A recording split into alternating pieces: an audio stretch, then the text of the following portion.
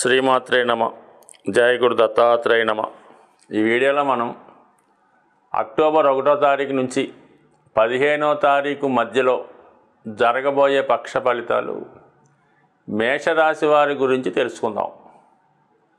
మరి మేషరాశి వారికి ఈ పక్షంలో కుజుడు తృతీయ స్థానంలో సంచరించడం అన్నది ఒక విధంగా జాతకుడికి విజయ అవకాశాలు చాలా ఎక్కువగా ఉంటాయి.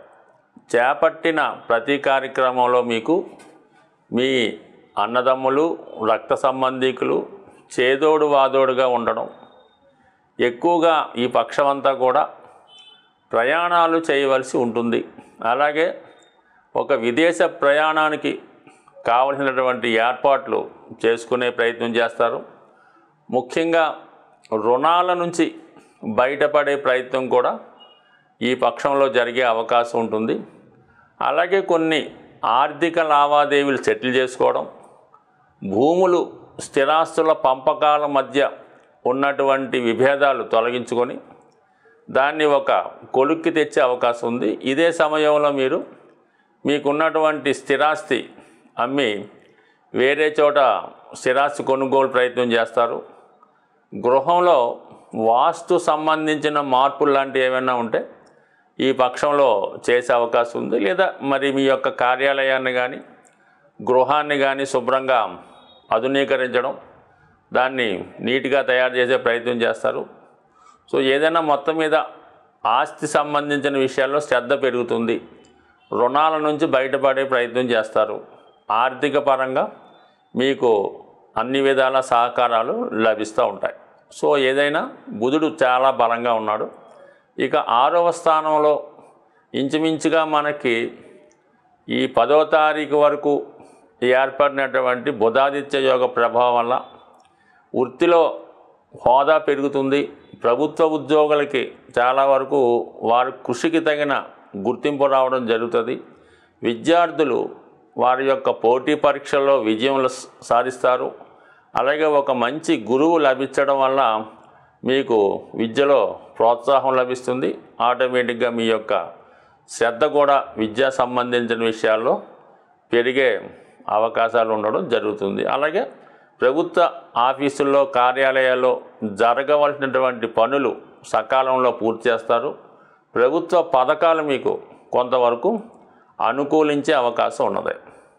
ముఖ్యంగా ఈ పక్షంలో జరిగే మెయిన్ మార్పు ఏంటంటే మనకి అక్టోబర్ 9వ తారీఖు నుంచి ధనస్థానంలో సంచరిస్తున్నటువంటి గురు భగవానుడు వక్రగమనం పొందడం వల్ల ఇంచుమించుగా మీకు అక్టోబర్ 9 నుంచి రాశి వారికి చాలా గురుబలం పెరుగుతుంది. అంటే రాశిలో గురువు ఉంటే ఏ ఫలితాన్ని ఇస్తాడో ఆ ఫలితం మీకు ఈ నెల 10వ తారీఖు నుంచి ఇంచుమించుగా రావడం జరుగుతూ ఉంటుంది. సో ఆ కారణం వల్ల ఏంటంటే జాతకుడు కొన్ని బాధ్యతల నుంచి బయటపడతాడు.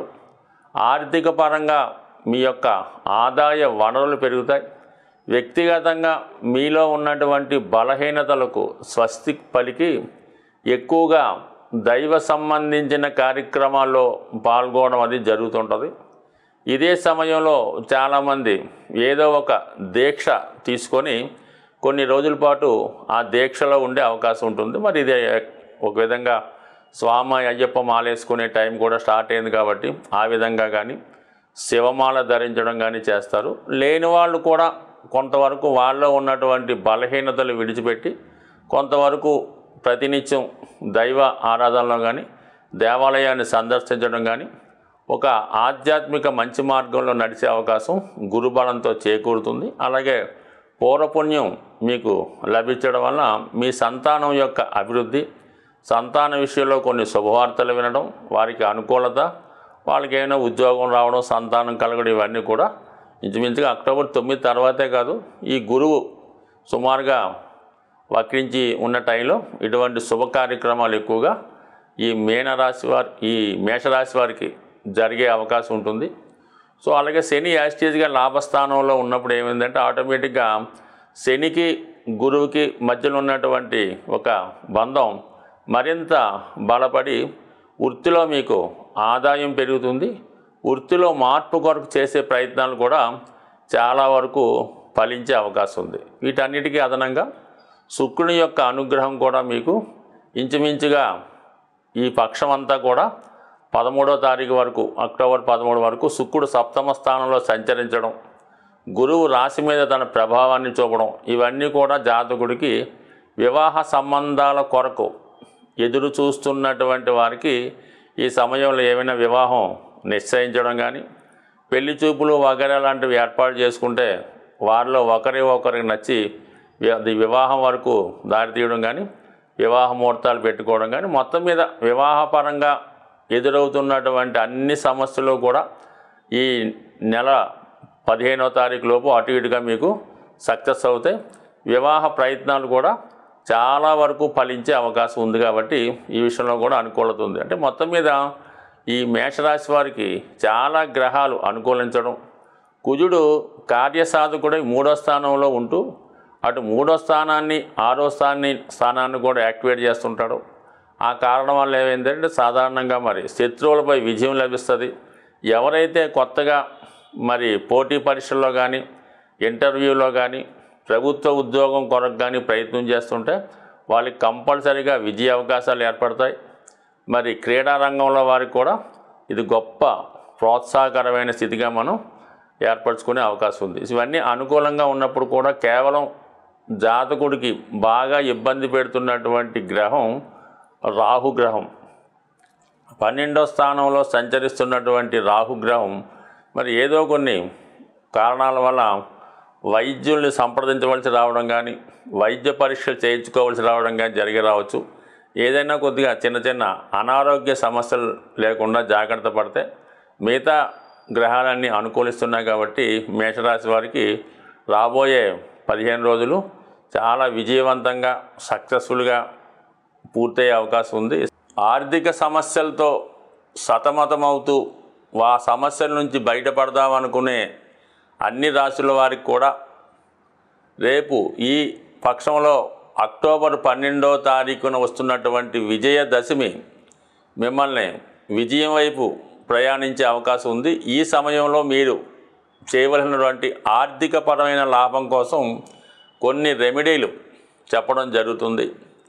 అది ముఖ్యంగా వ్యాపార వర్గంలో ఉన్నవారు వారి యొక్క ఆర్థిక లాభాలు అంటే క్యాష్ బాక్స్ గల్లా పెట్టి అంటుండేవారు. ఇప్పుడు అవి పెద్దగా ఎవరు వాడటం లేదు. కానీ ఈ ఎక్కడైతే మీరు ధనాన్ని నిల్వ చేస్తారో అందులో మీరు మరి విజయదశమి నాడు ముందు రోజే శుభ్రంగా దాంట్లో ఉన్నటువంటివన్నీ కూడా క్లీన్ చేసి కొత్తగా మళ్ళా ఆ గల్లాపెట్టిలో పసుపు రంగు క్లాత్ ఒకటి కింద పడడం, దానిలో ఒక 11 గోమతి చక్రాలు అందులో ఒక కవర్లో పెట్టడం, అలాగే చిన్న ఆవు దూడ బొమ్మ వెండిది మనకి గిఫ్ట్ షాపుల్లో ఈ మధ్యన తరచూ ఇస్తుంటారు.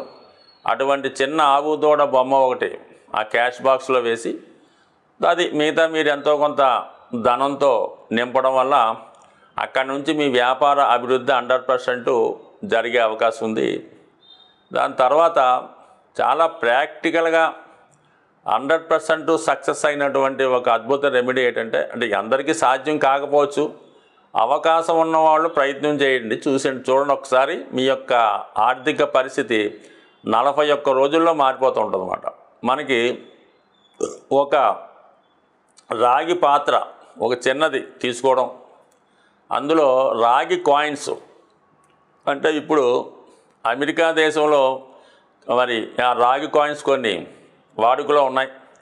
అవి అక్కడ వచ్చిన వారికైనా మీ దగ్గర ఉన్నా కూడా ఒక 11 రాగి కాయిన్స్ ఆ వెండి పాత్రలో వేసి మీ యొక్క క్యాష్ బాక్స్లో కానీ, మీరు క్యాష్ దాచుకునే మీ యొక్క లాకర్లో కానీ పెట్టుకోవడం వల్ల అది విశేషంగా ధనాన్ని పెంచడం జరుగుతుంది. అంటే ఈ రాగి కాయిన్స్ చలామణిలో ఉండాలన్నమాట.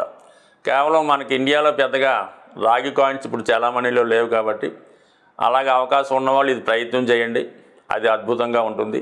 దాని తర్వాత మీ దగ్గర ధనం తీసుకొని చాలా కాలంగా మిమ్మల్ని తిప్పుతూ ఇవ్వకుండా ఉన్న వాళ్ళకి ఇది ఒక రెమెడీ ఏంటంటే, మీరు విజయదశమి నాడే కాదు ఎప్పుడన్నా మీకు సాధన తార వస్తుంది, మీ నక్షత్రానికి 6వ తార సాధన తార, ఆ రోజు మీరు 6 గోమతి